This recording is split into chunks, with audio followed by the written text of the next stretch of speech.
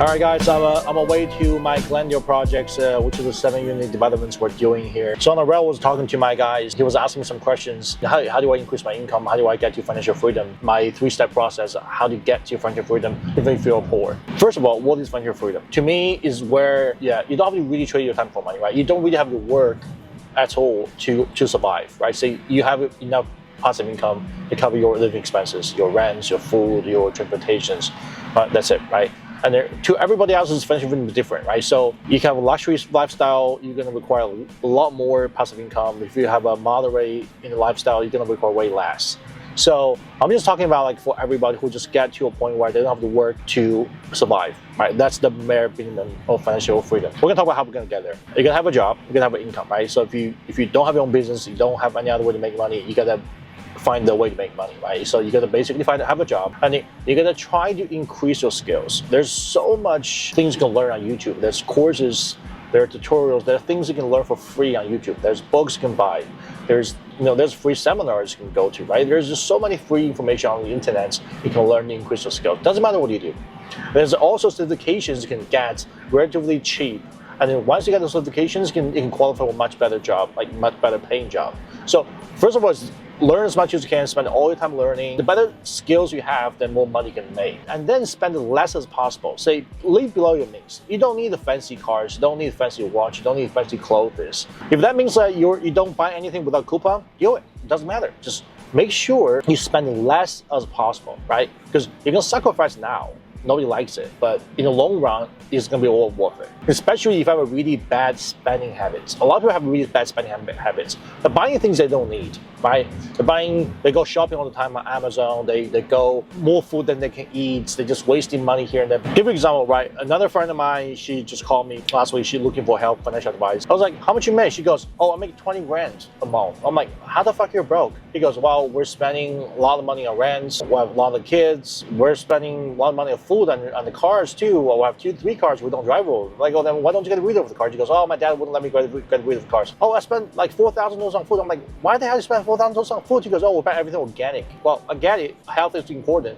But if you are struggling financially, maybe don't get everything organic, right? Just maybe spend less money, right? So it's a bad living habit. It doesn't matter how much money you make. You're spending more than you need, then you're going to be broke. Doesn't matter. Make sure you control your expense, right? Live below your means. You don't need to impress anybody but yourself. Just don't spend this money unless it's necessary. So that means you can save as much money as possible. When you have more savings, don't just put in your saving account. The saving account that yield is not going to do anything, right? You got to start investing. The earlier you investing, the better, right? I always say that it's not to time the market. It's not to time the market. It's time in the market, right? I forgot who said it, but it's a really famous quote. I still remember until today. Is you got to put your money to work for you, right? Even if it's $100, even if it's $1,000. Invest as much money you can every month. Make a plan to say I'm going to put $1,000, $2,000 every month towards SP 500. Just keep doing that. Don't stop. And then reduce your expenses.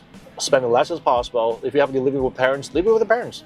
It's okay. There's no shame for that. That means you can accumulate as much savings to put towards investments as much as possible. And once you accumulate enough money, you can buy a house. You can put it towards down payments. I would suggest you go buy a house. The reason why is buying a house allows you to house hacking. You can make way more money than stock market. I'll tell you why.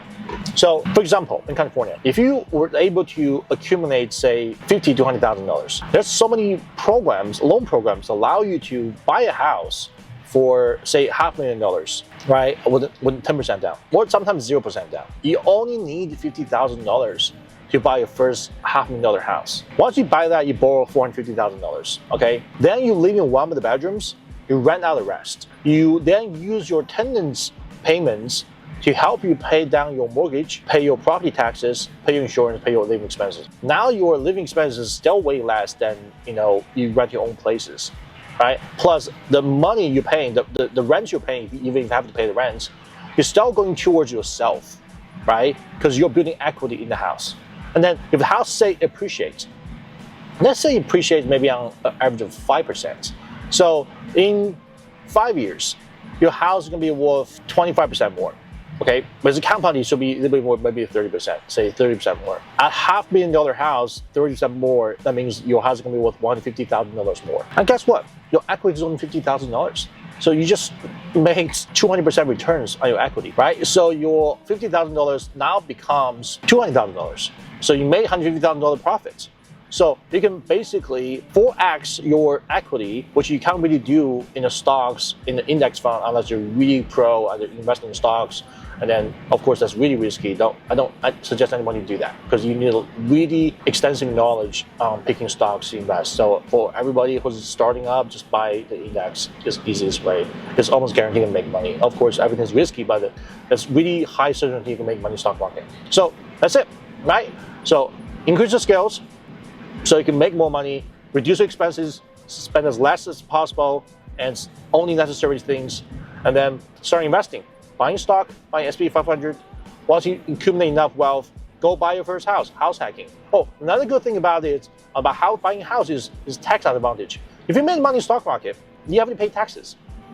If you made money in your house, if you're living there yourself, then the first $500,000 is tax-free if you're married. If you are single, it's $250,000.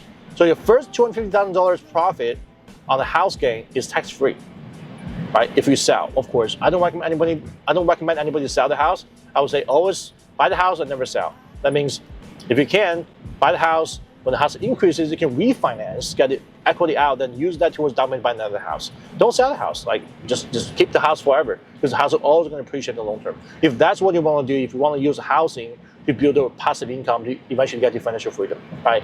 When you have 5-10 houses each give you $1,000 a month, then yeah, that's like $5,000 a month of passive income. You can literally live in California without ever work again. All right, that's it. This is my 3-step plan to get to financial freedom if you're broke. So thanks for watching, guys. See you next time.